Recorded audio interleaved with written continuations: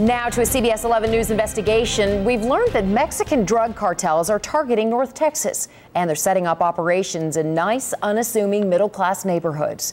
CBS 11 investigator Ginger Allen has obtained pictures that might make you look twice at the houses on your block. Ginger? Karen, you know, we've spent months working with North Texas law enforcement to get a deeper understanding of just how stealth these operations are. And we've learned just how vulnerable you and your neighbors could be. Picture the perfect North Texas neighborhood. Children at play, manicured lawns. Now take a much closer look and you will notice sealed off windows and a mysterious silence. What's hidden behind these closed doors, no one would ever suspect. Guns, drugs, money. We go about 10 miles an hour. Except maybe Ed Fox, who volunteers as a neighborhood patrol. In the last 2 years, he's alerted law enforcement to several suspicious houses in his Prestonwood West neighborhood. It was just scary. It really was, to know that we were so close. This is one of them, just behind Jonna Wolverton's house. We obviously had to take extra measures. The mother of two installed this expensive barrier to protect her little ones. But from the top of their playhouse, they could still see it and be seen. CBS 11 learned the dealers use guns to protect enormous amounts of cash and drugs found inside the nearby home. Came around the corner of this house, you could smell the marijuana being cultivated inside. One of the undercover drug investigators, who did not want us to reveal his identity, agreed to take us to what was a grow house, since sold to another family. This is what they look like from the outside. They'll do whatever it takes to get in your neighborhoods. And here's what a grow house looks like on the inside. Rows of plants, elaborate lights, wiring, fans, a massive operation. Is the Mexican cartel's presence here in North Texas increasing? Absolutely, every day. That's scary. It should be.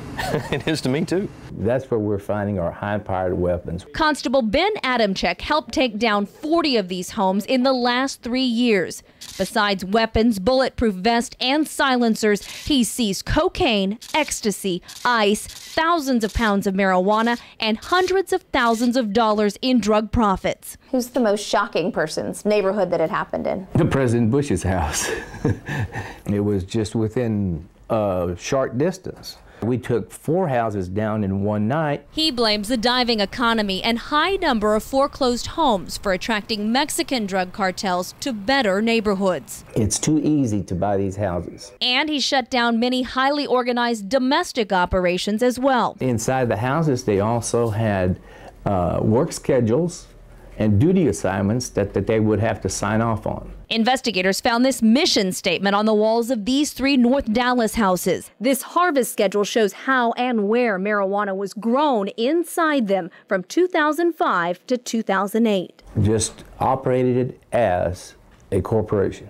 A $3.5 million business run by this 7-person ring. This particular group were college-educated, very affluent people. Investigators say the leader lived in a penthouse above Mockingbird Station in Dallas.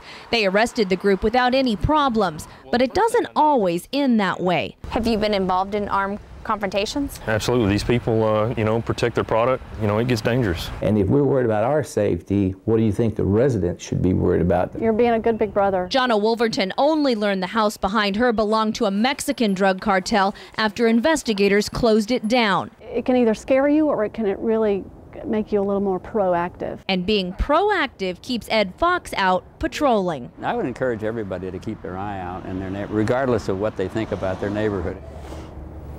So here are some signs of a drug house. Look for sealed windows, dark shades, the curtains that never open. Basically, the houses always seem empty. Those people who do come and go from them will do it at night, likely with flashlights. But the electricity meter will run constantly. Now again, other than these signs, bottom line here, these drug houses look like any other home, and that's the problem.